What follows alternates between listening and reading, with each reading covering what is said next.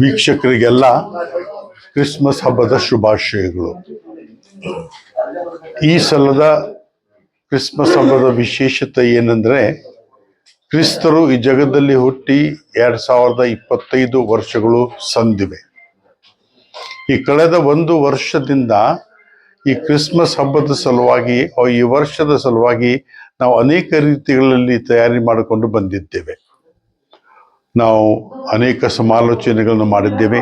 ಕುಟುಂಬದ ಬಗ್ಗೆ, ಯುವಕರ ಬಗ್ಗೆ, ಮಕ್ಕಳ ಬಗ್ಗೆ, ಸ್ತ್ರೀಯರ ಬಗ್ಗೆ, ಈ ಸಮಾಜದಲ್ಲಿರುವಂಥ ಅನೇಕ ಸಂಗತಿಗಳ ಬಗ್ಗೆ ನಾವು ಆಲೋಚನೆ ಮಾಡಿ ಅವರಿಗೆಲ್ಲ ಕ್ರಿಸ್ತರ ದೇವರ ಪ್ರೀತಿಯನ್ನು ನಾವು ಯಾವ ರೀತಿಯಾಗಿ ಹರಡಬಹುದು ಎಂಬುದರ ಬಗ್ಗೆ ನಾವು ಸಮಾಲೋಚನೆಯನ್ನು ಮಾಡಿದ್ದೇವೆ.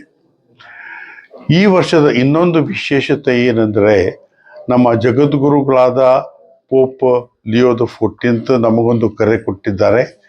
ಕ್ರಿಸ್ಮಸ್ ಸಮಯದಲ್ಲಿ ನೀವು ಬಡ ಮಕ್ಕಳ ಬಡ ಜನರ ಹೆಚ್ಚು ಕಾಳಜಿಯನ್ನು ವಹಿಸಿರಿ. ಅವರ ಸಲುವಾಗಿ ಅನೇಕ ಕಾರ್ಯಕ್ರಮವನ್ನು ಹೊಂದಿಕೊಂಡು ಬನ್ನಿ. ಅವರ ಸಲುವಾಗಿ ದುಡಿಯಿರಿ. ಯಾಕಂದ್ರೆ ಈ ಕ್ರಿಸ್ಮಸ್ ಹಬ್ಬ ಒಂದು ರೀತಿಯಲ್ಲಿ ನೋಡಿದರೆ ಇದು ಬಡವರ ಹಬ್ಬ. ಬಡವರಿಗಾಗಿ ಮತ್ತು ಬಡವರ ಕೂಡ ಮಾಡುವಂತ ಆಚರಿಸುವಂತ ಒಂದು ಹಬ್ಬ.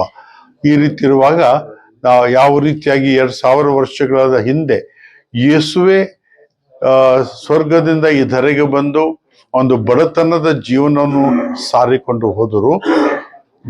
ಮಾನವನಾಗಿ ಅನೇಕ ರೀತಿಯ ಕಷ್ಟವನ್ನು ಸಹಿಸಿಕೊಂಡು ಹೋದರು. ಅದೇ ರೀತಿಯಾಗಿ ನಮ್ಮೆಲ್ಲರಿಗೂ ಕೂಡ ಒಂದು ಕರೆ, ಬಡವರ ಕಷ್ಟ ಕಾರ್ಪಣ್ಯಗಳನ್ನು ಅರಿತು ಅವರಿಗೆ ನಾವು ಯಾವ ರೀತಿಯಾಗಿ ಉಪಶಮನವನ್ನು ಮಾಡಬಹುದು ಎಂಬುದು ಒಂದು ನಮಗೆ ಕರೆಯಾಗಿದೆ ನಮ್ಮ ಪಾಪ ಸ್ವಾಮಿಗಳಿಂದ. ಈ ಕ್ರಿಸ್ಮಸ್ ಹಬ್ಬದಂದು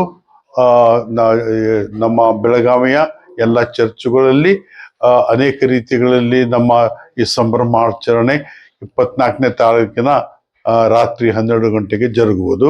ಅದೇ ರೀತಿಯಾಗಿ 25ನೇ ತಾರೀಕು ಇಡೀ ದಿನ ಪ್ರಾರ್ಥನಾ ವಿಧಿಯನ್ನು ನಡೆಸ್ಕೊಂಡು ಹೋಗ್ಬೋದು. ನಿಮಗೆಲ್ಲರಿಗೆ ಕ್ರಿಸ್ಮಸ್ ಹಬ್ಬದ ಶುಭಾಶಯಗಳು.